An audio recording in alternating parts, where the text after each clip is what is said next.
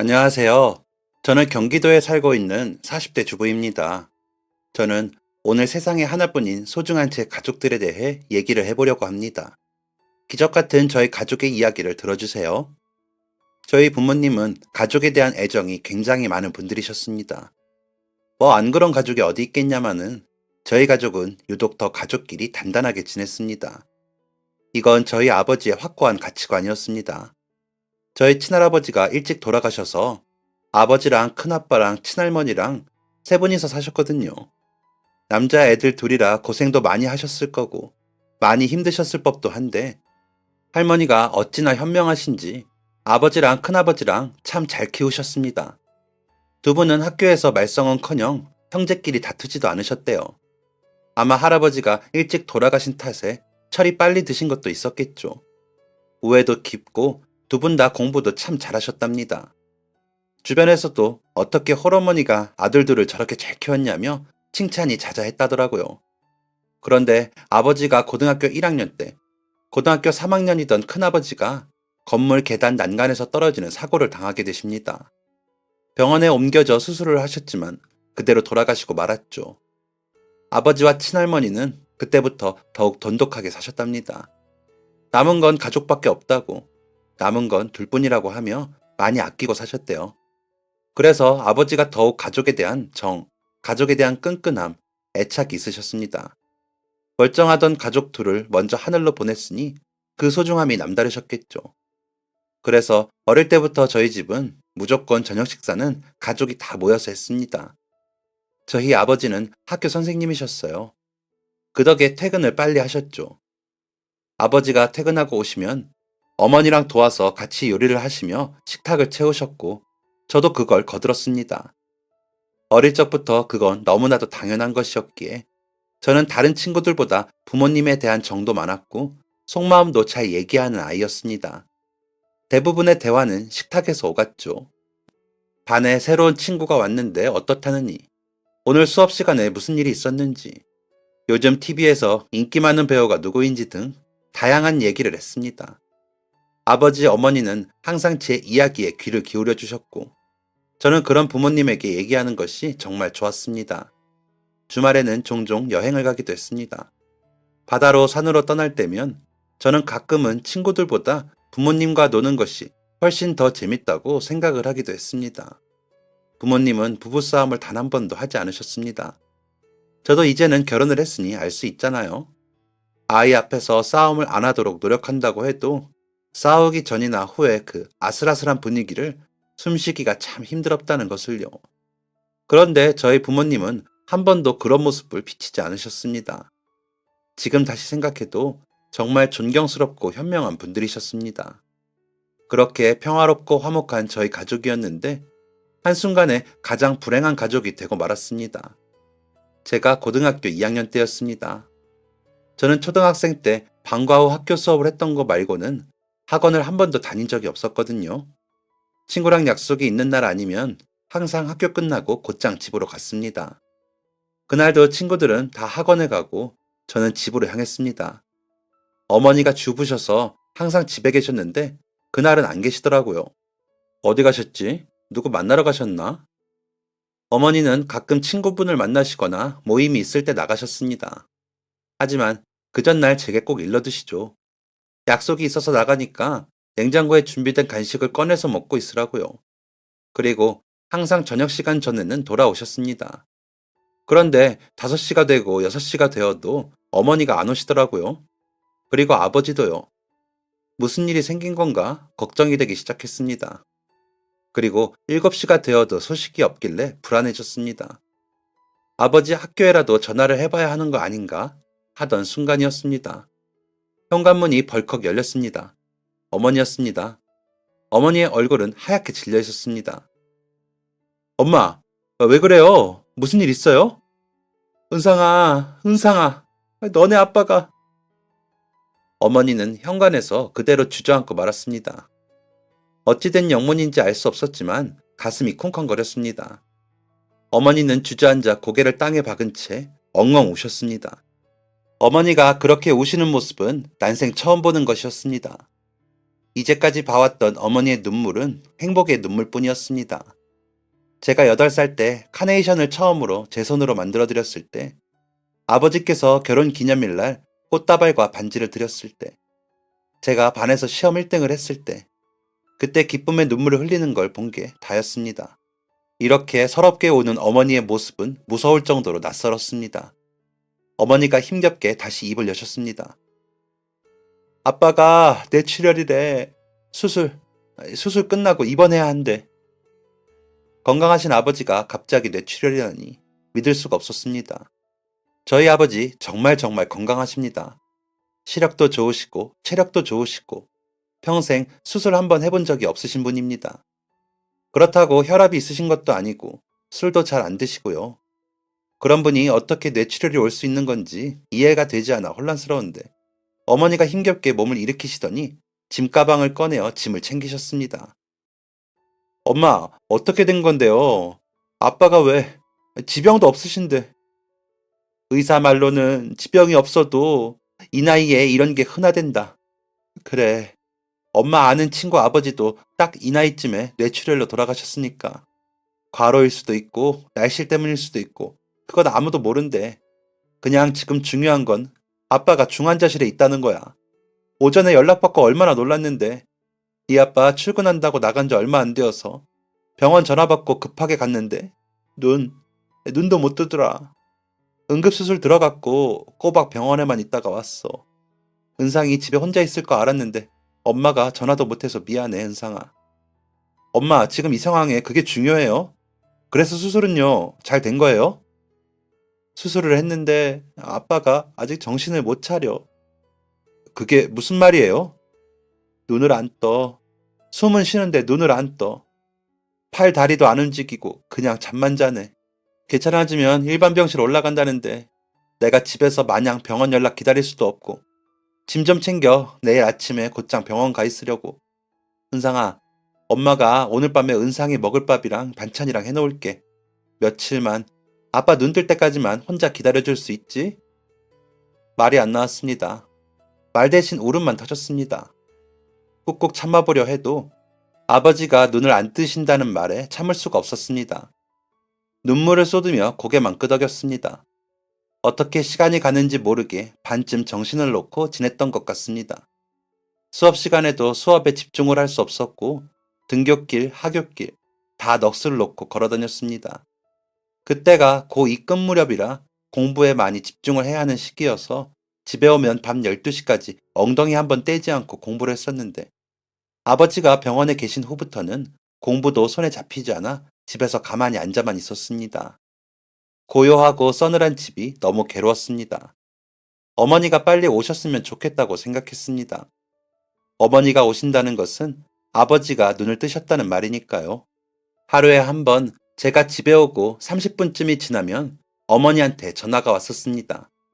집에 잘 들어왔냐고, 저녁밥 꼭 챙겨 먹으라는 말뿐이었습니다. 실망한 티를 내면 어머니가 더 힘드실까봐 목소리만큼은 씩씩하게 냈습니다. 어머니는 중환자실 앞 의자에서 앉아서 쪽잠을 자며 버티셨습니다. 그렇게 5일이 흘렀고 아버지는 끝내 눈을 뜨지 못하신 채 숨을 거두셨습니다. 저에게, 저희 가족에게 일어난 이 꿈 같은 믿을 수 없는 일을 맞닥뜨리는 게 너무 괴로웠습니다. 장례식장에 있는 아버지의 영정사진을 보면서도 모든 게 거짓말 같아서 눈물만 줄줄 흘렀습니다. 어머니가 장례식 마지막 날 눈물을 흘리시며 제게 말씀하셨습니다. 은상아, 이제 우리 둘뿐이야. 우리 둘이. 엄마가 더 노력할게. 우리 둘이 잘 이겨내자. 저는 어머니의 품에 안겼습니다. 앞으로 우리의 삶이 얼마나 외롭고 고통스러울지 상상이 되지 않았습니다. 많이 힘들었던 저희 모녀는 천천히, 하지만 씩씩하게 견뎌냈습니다. 저는 부진했던 학업에 다시 열중했고 어머니를 도와 집안일을 했습니다. 어머니는 일을 시작하셨습니다. 어머니는 원래 결혼 전에는 디자인 회사 기획팀에서 일을 하셨습니다.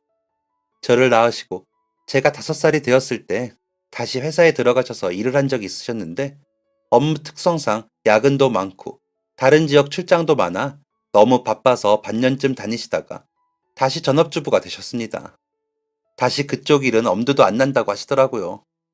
그렇게까지 일하며 저와 멀어지고 싶지 않다고요. 어머니는 아는 언니분이 하시는 꽃집에서 꽃 만지는 일을 배우셨습니다.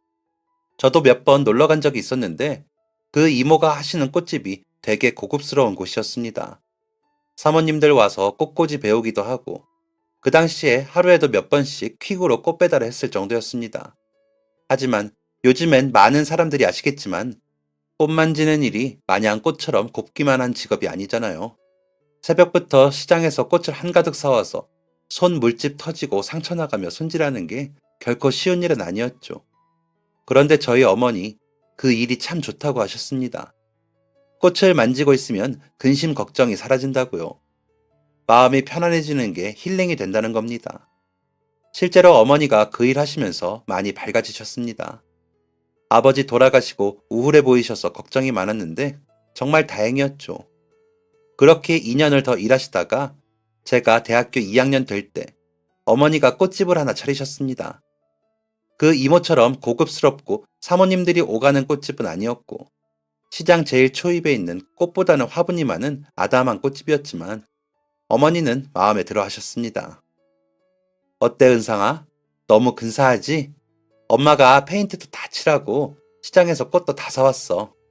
여기서 어르신들이 꽃 한 송이씩 들고 다니시면 너무 보기 좋겠다. 엄마가 혼자? 나한테 말하지 그랬어. 아유, 공부한다고 바쁜 애한테 이런 걸 어떻게 시켜. 엄마가 짜잔 하고 보여주려고 몰래 했지. 학교 다니느라 바빠서 어머니 가게 준비하는 거 못 도와드려 내심 신경이 쓰였거든요.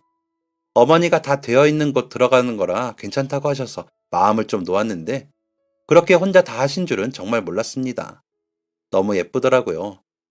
어머니만의 작은 공간이 생긴 것 같아 덩달아 기분이 좋았습니다. 어머니는 꽃집을 열심히 운영하셨습니다. 시장에 오는 사람 중에 꽃을 사는 사람이 얼마나 되겠나 걱정이 됐었는데 생각보다 손님들이 많이 찾아주시더라고요. 어르신들은 집에서 식물을 많이 키우시니까 영양제 같은 것도 많이 찾아주시고 화분도 사가시고 그러면서 꽃도 한 송이씩 사가셨고요. 젊은 사람들도 어떻게 알고 찾아와서 꽃다발 사가곤 했습니다. 덕분에 어머니는 손이 모자랄 지경이었죠. 가끔은 제가 시장 따라가서 같이 거들곤 했습니다. 가게도 자주 나갔었고요. 제가 성인이 되고 나서도 어머니와 저는 참 돈독했거든요. 둘밖에 없었기에 더욱 의지를 했습니다. 제가 어느 정도로 어머니에게 의지를 했냐면 아무리 늦어도 12시에는 꼭 집에 들어갔습니다. 어머니가 혼자 주무시면 외로울 것 같아서 비록 다른 방에서 자지만 자정 넘기지 않고 집에는 꼭 들어갔죠. 그래서 외박도 MT 때 말고는 해본 적이 없습니다. 친구들은 여행 간다, 술 마시고 논다, 나이트 간다 하지만 저는 어머니랑 여행 가고 노는 게 더 좋았습니다. 나이트 가도 자정에는 집에 들어갔고요. 아무튼 그렇게 어머니랑 여행도 다니고 가게 운영도 하고 학교도 열심히 다니며 대학교를 졸업했습니다. 제가 어머니를 많이 닮았어요. 외모도 성격도 심지어는 손재주도요. 저도 어머니를 따라 디자인을 전공했습니다. 저는 무대 디자인을 했습니다. 졸업하기 전부터 운 좋게 졸업한 선배 따라서 일 몇 번 돕게 되었고 졸업 후에 그대로 취직을 했습니다. 학교 다니면서 공부할 때는 무대 디자인이 생각하는 것처럼 뚝딱뚝딱 만들어지는 줄 알았는데 그게 아니더라고요. 공간도 생각해야 하고 스태프들도 잘 따라줘야 하고 막상 했을 때 제가 생각한 이미지가 아닌 경우도 있고 예산도 생각해야 했습니다. 디자인만 하면 일이 끝나는 게 아니라 현장에서 스태프들이 어떻게 하는지 보고 바꿀 거 바꾸고 같이 돕기도 하고 하니까 야근도 정말 많이 했죠. 거의 공연 올리는 날 새벽까지 수정하고 더하고 빼고 공연 올리는 일도 많았습니다. 그렇게 일을 하다 보니까 자연스레 어머니랑은 소홀해지게 되더라고요. 마음은 항상 어머니 곁에 있었지만 같이 식사도 자주 못하고 가게도 잘 못 나가봤습니다. 그러다 모처럼 작업 끝나고 다음 작업까지 일이 좀 널널하던 때가 있었습니다. 지방에 있다가 새벽에 올라오는 스케줄이었는데 오전에 집 도착해서 대충 짐만 내려놓고 어머니를 보러 갔습니다. 어머니에게는 비밀로 하고 깜짝 놀래켜줄 작정이었죠. 그런데 꽃집에 도착했는데 어머니가 웬 제 또래 남자랑 깔깔 웃으며 얘기를 하고 있더라고요. 엄마! 어머, 우리 딸. 은상아, 어떻게 말도 없이 왔어? 일은 끝내고 온 거야? 엄마 놀래켜주려고 비밀로 하고 왔지. 그런데 누구? 아, 엄마가 요즘 우유 시켜서 먹거든. 우유 배달해주는 청년. 우유? 이 시간에도 우유 배달을 하나? 아유, 배달은 진즉에 새벽같이 끝났지. 아니, 이 청년이 저기 길 건너 학원 다닌다고 하더라고. 고시 준비한대. 선생님이 꿈이라지 뭐야. 네 아빠 생각나고 그러는 거 있지. 에휴, 공부하면서 일도 하고 얼마나 착해. 엄마가 그 남자를 예뻐 죽겠다는 눈으로 보는데 왜인지 모르게 질투가 나더라고요. 제가 없는 사이에 언제 이렇게 친해졌나 싶었습니다. 아이고, 나 좀 봐. 소개가 늦었네. 여긴 우리 딸. 어머니가 호호 웃으며 저를 남자에게 소개하자 남자가 꾸벅 고개를 숙였습니다. 안녕하세요. 말씀 많이 들었습니다. 아, 네, 안녕하세요. 저는 얘기 못 들었는데. 그런데 우유 배달도 끝나셨다면서 여기는 왜 오셨어요? 아, 아주머니께서 지난번에 반찬 챙겨주셔서 그거 빈통 돌려드리려고 왔어요. 반찬? 엄마, 반찬이라니? 반찬이라뇨. 엄마가 반찬을 해줬다니. 그 정도로 친해졌다니 놀랐습니다. 엄마가 원래 그런 분이 아니시거든요. 열심히 공부하는 청년 보기 좋아서 좀 챙겨줬지 뭐. 별거 아니야. 너 없으니까 반찬이 너무 남아. 네, 맞아요. 아주머니께서 따님분이 없으셔서 남는 거 주신다고 하신 거예요. 이게 무슨 상황이지 싶었습니다. 어머니 말에 저 처음 보는 남자가 거들다니. 누가 보면 제가 아니라 그 남자가 어머니 자식이지 않을까 싶었습니다. 당황스러운 저는 남자한테 대충 인사를 하고 어머니랑 가게 안으로 들어가 버렸습니다. 저희 어머니가 남한테 쉽게 정을 주시는 분이 아닙니다. 그런데 반찬까지 챙겨주었으면 말 다 한 거죠. 없던 오빠나 동생이 생긴 것처럼 질투가 났습니다. 콧방귀가 절로 나오더군요. 저는 쉬는 동안 어머니 옆에 꼭 붙어서 그 남자를 떼어낼 작정이었습니다. 그 남자는 제가 없는 사이 저희 어머니뿐만 아니라 시장 사람들에게 유명한 사람이 되어 있더라고요. 젊은 사람이 인사는 또 싹싹하게 얼마나 잘하는지 우유를 돌리고 있으면 너도 나도 이리 좀 와보라며 사장님들이 그 남자를 부르기 바빴습니다. 저 사람 뭐야? 아주 시장 유명인사네? 아유, 너무 그러지 마. 인사성도 바르고 얼마나 성실한데. 제 시간에 우유 안 가져온 날이 없다니까. 요즘 젊은이 같지가 않아. 그럼 우유 돌리는 사람이 우유를 제 시간에 가져오지. 뭐 다음날 가져오나? 엄마, 지금 저 사람 편드는 거야? 아주 마음에 안 들어. 다음날도 또 다음날도 그 남자는 아주 거슬렸습니다. 낮에 학원 쉬는 시간이거나 수업이 끝난 밤에도 한 번씩 시장에 나타나서는 사장님들한테 인사드리고 친근하게 대화도 하더라고요. 저희 엄마도 그중 하나였고요. 그러면서 장도 보며 손에 검은 봉지들을 들고 집에 귀가를 하더군요. 무슨 속셈이 있는 게 아닌가 의심스러웠습니다. 한 일주일쯤 시장에 나가서 남자를 지켜보다가 안 되겠다 싶어서 따로 얘기를 해봤습니다. 또 어김없이 학원 끝나고 시장에 오더라고요. 잠깐 저 좀 보시죠. 아, 꽃가게 따님. 흥, 무슨 일이세요? 그쪽이야말로 무슨 속셈이에요? 네? 아니, 왜 맨날 시장에 와서 기웃거리고 사장님들하고 친하게 지내고 그러냐고요. 이상하잖아요. 젊은 사람이 시장에서 장 보는 것도 이상한데 친근하게 지내기까지? 그것도 매일? 무슨 속셈이 있는 거죠? 뭐 사기라도 치려고 왔어요? 내가 제대로 말해주는데 저희 시장 사장님들 그렇게 호락호락 하시지 않아요. 제가 시장에 있으면서 보험 판다, 약 판다, 화장품 판다 하는 사람들 여러 봤는데 다들 울상되어서 돌아간다고요. 그러니까 그쪽도 이상한 생각 하거덜랑 얼른 발 빼요. 저는 나름 진지하게 말을 하는데 제 얘기를 들은 남자는 키득키득 웃더라고요. 이 사람 뭐지 싶었습니다. 아, 저 오해를 하시는 것 같은데 저는 그런 사람 아니고요. 진짜 고시 준비하는 학생 맞아요. 시장에 오는 건 시장의 마트보다 좀 더 친근해서 저희 어머니도 시장에서 일을 하셨거든요. 어머니? 아, 그럼 어머니 계시는 시장으로 가면 되잖아요? 그게 돌아가셨어요. 저 20살 때. 아버지도 같이요. 말문이 턱 막혔습니다. 엄청난 실수를 저질렀구나 생각했습니다. 내가 미쳤구나. 대체 무슨 말을 한 건가? 사과를 해야 하는데 너무 미안하니 사과도 나오지 않았습니다. 제가 입을 꼭 닫고 가만히 있으니 남자가 먼저 자리를 떠났습니다. 불편하셨다면 죄송해요. 조심하도록 노력할게요, 그럼. 머릿속이 핑글핑글 돌았습니다. 저렇게 순수한 마음을 가진 사람한테 내가 대체 무슨 오해를 한 건가? 보험, 약, 화장품? 미치지 않고서야 그런 오해를 했나 싶었죠. 저는 어떻게든 사과해야겠다 생각했습니다. 봄이 되었다고 어머니가 봄나무를 묻히시더라고요. 그거 몇 개 통에 담아 가게 냉장고에 넣어두고 남자가 나타나기만을 기다렸습니다. 역시나 학원 끝나고 시장에 왔더라고요. 저기요. 아, 네. 어제는 정말 죄송했습니다.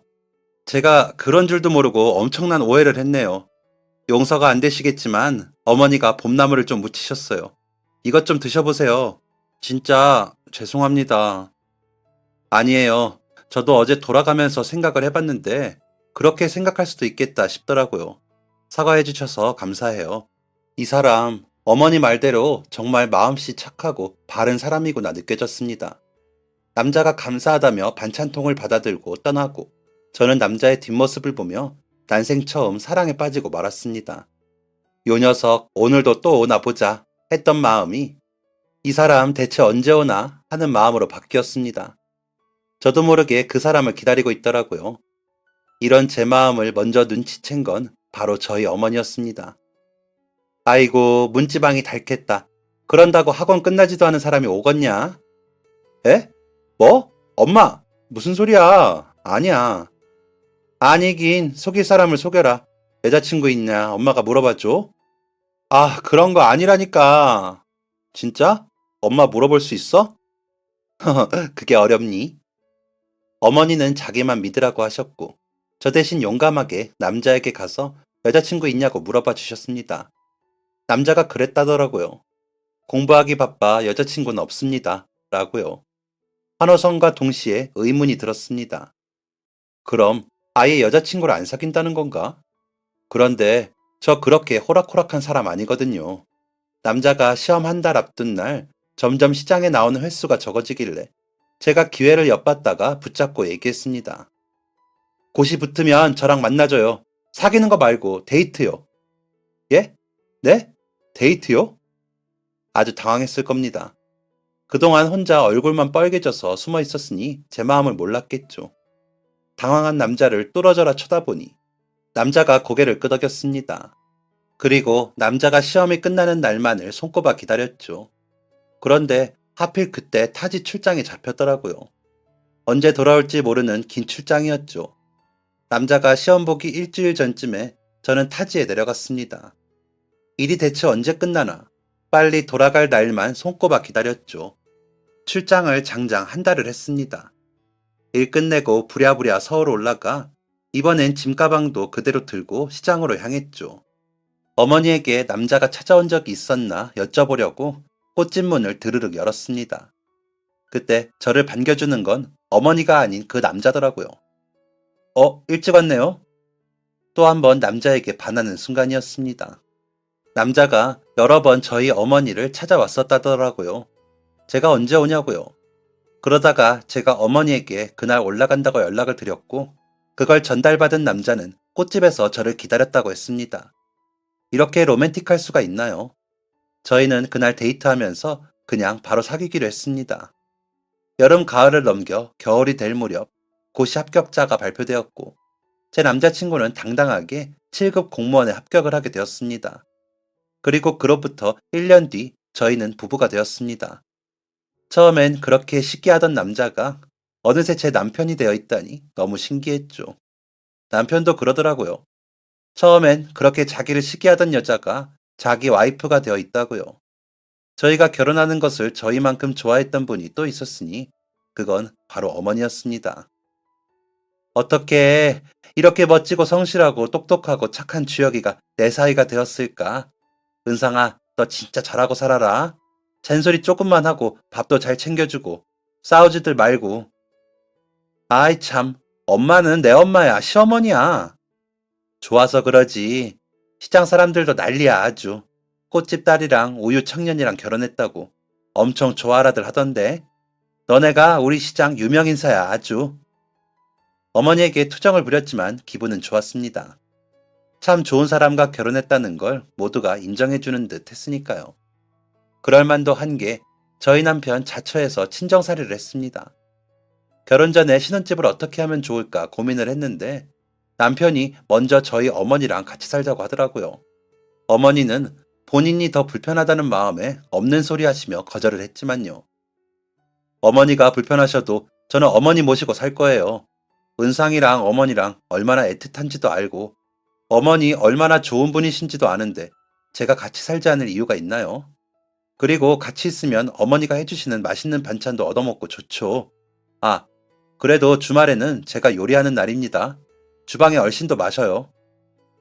저희 남편 이렇게 착한 사람입니다. 저희 어머니가 저한테 잘하라고 할 만하죠. 원래 살던 집은 너무 오래 살기도 했고 위치도 안 좋아서 아파트로 이사를 해서 셋이 살림을 꾸리게 되었습니다. 그렇게 새 집으로 이사 갔고 3개월 뒤 저희에게 좋은 소식이 찾아오게 되었습니다. 바로 새로운 가족이 생긴 것이었죠. 사실 둘 다 나이가 많지 않으니 아기 계획은 천천히 세워보자 했는데 갑자기 찾아오게 되어 많이 놀랐습니다. 그리고 그때 제가 하던 일이 그때 막 시작했던 때라 더 혼란스러웠죠. 결국 저는 거의 막다리라 할 수 있는 임신 8개월까지 일을 했습니다. 어떻게 그 배를 가지고 출장도 가고 야근도 했는지 젊었으니 가능했겠죠. 일 다 끝내고는 아기 낳기 전까지 푹 쉬어보자 했고 그렇게 한 달하고 일주일 동안 집에서 뒹굴거리며 맛있는 거 먹고 보고 싶었던 영화 잔뜩 보다가 아이를 낳았습니다. 그런데 이놈 이거 뱃속에 있을 때부터 심상치가 않더라고요. 태동이 아주 어마어마했습니다. 자다가도 태동 때문에 잠에서 깬 게 여러 번이었고 갈비뼈며 치골이며 안 아픈 곳이 없을 정도였죠. 심지어 의사 말이 머리도 크다고 하더라고요. 수술할 정도는 아닌데 낳을 때 고생 좀 하겠다고요.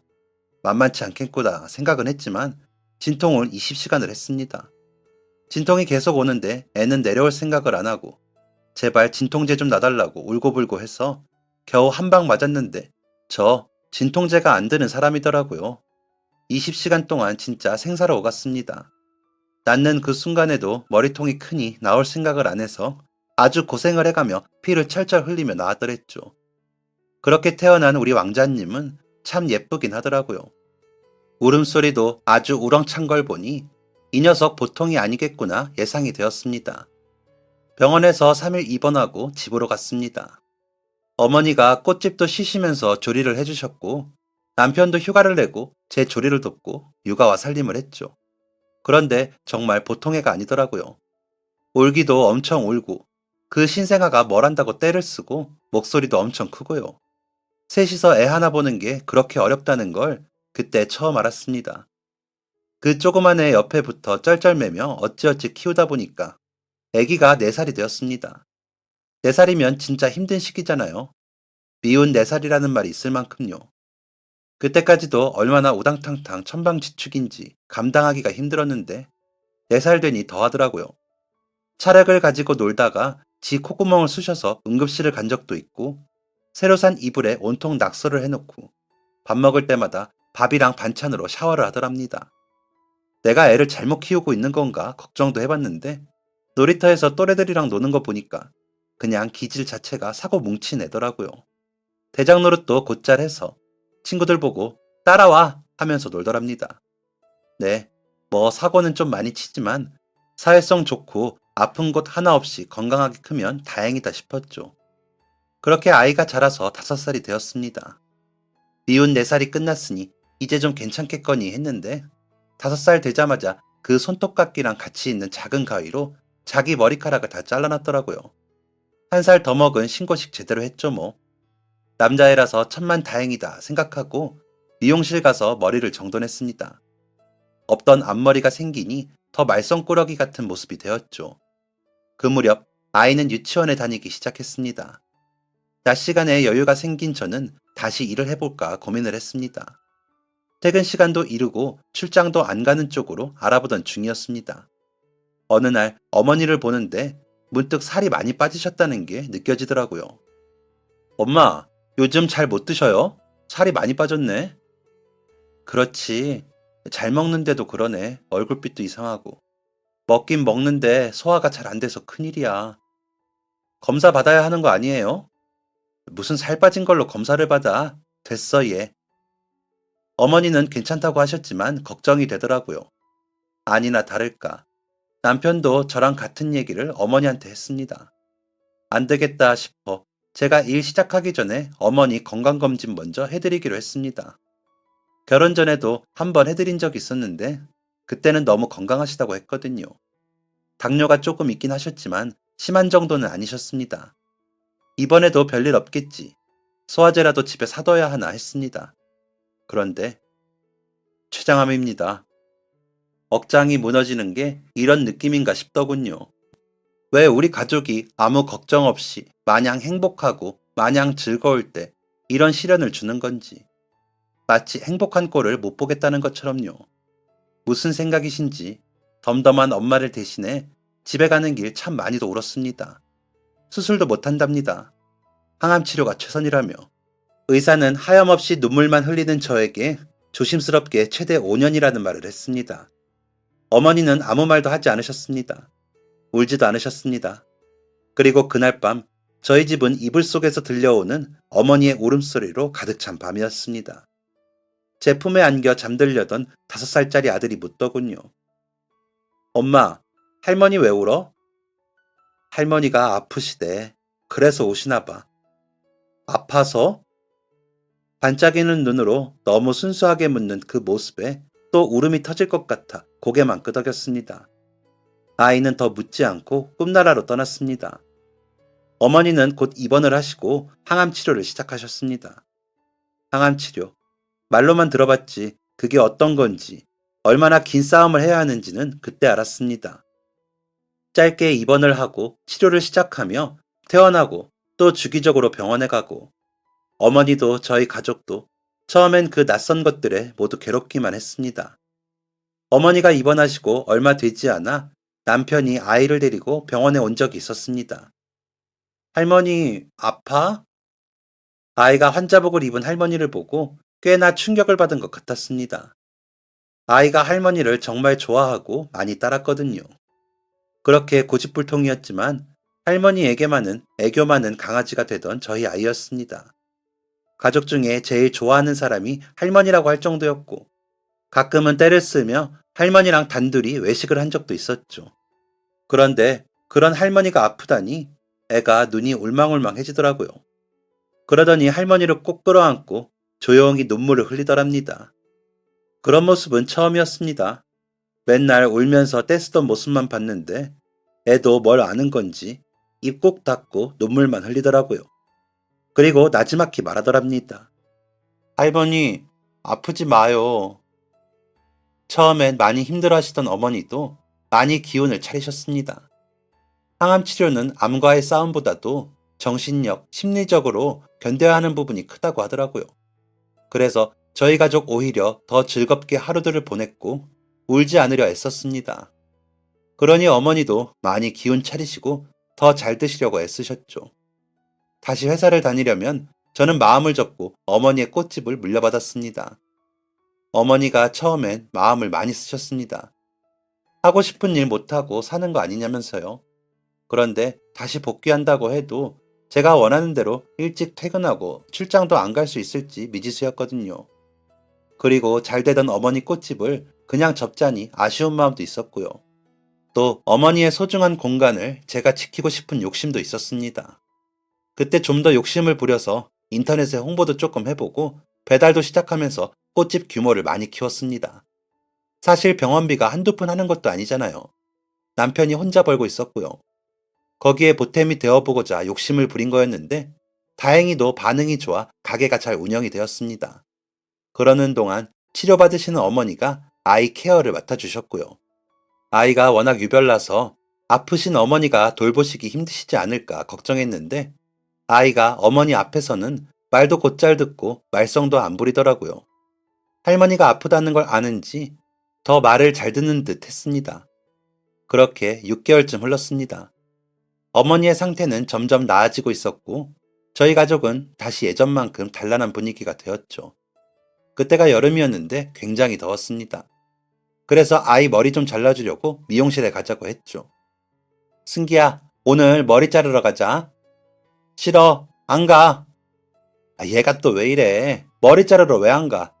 너 예전엔 미용실 가는 거 좋아했잖아. 거기 승기가 좋아하는 장난감도 있어. 안 가! 또 왜 이러나 싶었습니다. 워낙 천방지축인 아이지만 미용실에 가는 거 좋아했거든요. 미용실뿐만 아니라 그냥 밖에 나가는 건 뭐든지 좋아했습니다. 심지어는 병원도 잘 따라가던 아이였는데 그날은 너무 심하게 떼를 쓰더라고요. 그래서 그냥 다음에 데려가야겠다 하고 냅뒀습니다. 그렇게 또 한 달이 지났고 또 미용실에 가자고 했는데 안 간다더라고요. 승기야, 너 앞머리도 너무 많이 자라서 눈 가려서 안 돼. 콕콕 눈 찔리잖아. 그럼 집에서라도 엄마가 잘라줄까? 안 돼. 머리 안 잘라. 절대로 안 잘라. 내 머리야. 머리를 절대로 안 자르겠다고 고집을 피우더라고요. 5살이니 신체가 중요하다고 한창 배울 때이긴 했지만 이상하리만큼 머리카락에 집착을 했습니다. 그렇게 매달 아이를 설득하다가 어느새 겨울이 되었습니다. 아이의 앞머리는 눈을 덮을 만큼 자랐죠. 하는 수 없이 여자애들이 하고 다니는 것처럼 앞가르마 쫙 내서 양쪽에 머리핀을 꽂고 다니게 했습니다. 뒷머리도 지저분하게 자라서 목을 다 덮을 정도로 자라 있었죠. 초등학교 가면 싹 밀어버릴 생각으로 유치원 다닐 때만큼은 냅뒀습니다. 그렇게 2년 동안 한 번도 머리를 자르지 않고 초등학교 갈 날이 다가왔습니다. 승기야, 이제 진짜 머리 잘라야 해. 아, 안 돼. 절대 안 잘라. 너 초등학교 안 가? 머리가 그게 뭐야. 지저분하니까 조금만이라도 다듬자, 응? 뭐가 지저분해. 우리 반에 있는 여자애들은 나보다 머리가 더 길다고. 그건 여자애들이잖아. 남자도 머리 기를 수 있거든. 참나, 말이라도 못하면 저 머리를 어떻게 하면 좋을까 고민하던 중이었습니다. 어머니가 갑자기 복통을 호소하셨습니다. 한 번도 그런 적이 없어서 아이랑 저랑 너무 놀랐고 119를 부르고도 안절부절 못하고 있었죠. 어머니가 몸을 웅크리며 굉장히 고통스러워 하시더라고요. 저도 울고 아이도 울고 아주 아수라장이었습니다. 응급실 가는 그 와중에도 울고불고 난리를 쳤습니다. 그런데 그때 아이가 그러더라고요. 할머니 아프지 마. 내가 머리카락 줄게요. 네? 머리카락 아직 다 못 길렀단 말이야. 할머니. 그땐 상황이 상황인지라 그게 무슨 말인지도 모르겠고 귀에도 잘 안 들어왔습니다. 그렇게 다니던 병원 응급실에 도착해서 어머니 들어가고 의료진이 상황 보더니 진통제 넣어주시더라고요. 그제서야 어머니가 통증이 괜찮아지셨는지 기절하듯 잠이 드셨습니다. 저도 한시름 놓고 남편한테 전화해서 상황 알렸고 다시 응급실로 돌아왔죠. 다시 와서 보니까 아이가 할머니 손 꼭 잡고 엎드려서 조용히 울고 있더라고요. 승기야, 할머니 괜찮으시대. 뱃속에서 조금 놀래서 그랬나 봐. 아무렇지도 않대. 엄마, 나 머리 아직 조금 더 길어야 하는데. 그게 무슨 말이야? TV에서 봤는데 할머니처럼 항암 치료 받는 사람은 머리카락이 빠진다고 해서 내가 머리카락 길러서 주려고 했는데 아직 더 길러야 하는데. 아이가 눈물을 잔뜩 흘리며 목도 메어서 말하더라고요. 그런 생각을 하고 있는지 전혀 모르고 있어서 너무 놀랐습니다. 저희는 그런 말 한 적도 없고 그때까지는 어머니 머리카락도 멀쩡하셨거든요. 애가 5살 때 그걸 TV에서 봤다는데 어떻게 그걸 보고 머리를 기를 생각을 했는지 너무 고맙고 기특하고 그 마음을 이해해주지 못했다는 생각에 미안하기까지 했습니다. 그날 복통이 호전된 어머니가 검사 좀 더 하고 저녁에 퇴원을 하셨거든요. 남편이 데리러 와서 차 타고 집에 가는 길, 아이는 할머니의 손을 꼭 잡았습니다. 할머니, 내가 말 안 하려고 했는데 이미 엄마한테 말해버렸으니까 할머니한테도 말해줄게요.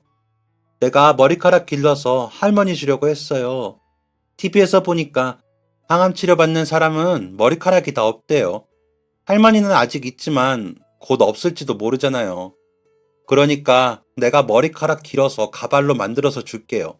할머니, 머리카락이 없어도 너무 슬퍼하지 말아요. 알겠죠? 어머니가 그날 차에서 아이를 꼭 껴안고 고맙다고 수십 번을 하셨을 겁니다. 눈에선 눈물이 흘렀지만 입가엔 미소가 가득한 게 보였습니다. 어머니는 상태가 좋아졌다가 나빠졌다가를 반복했습니다. 그러다 아이가 9살이 될 무렵 아이 말대로 정말 할머니 머리카락이 많이 빠지더라고요. 눈에 띌 정도로 머리가 비어서 결국 머리를 모두 미셨습니다.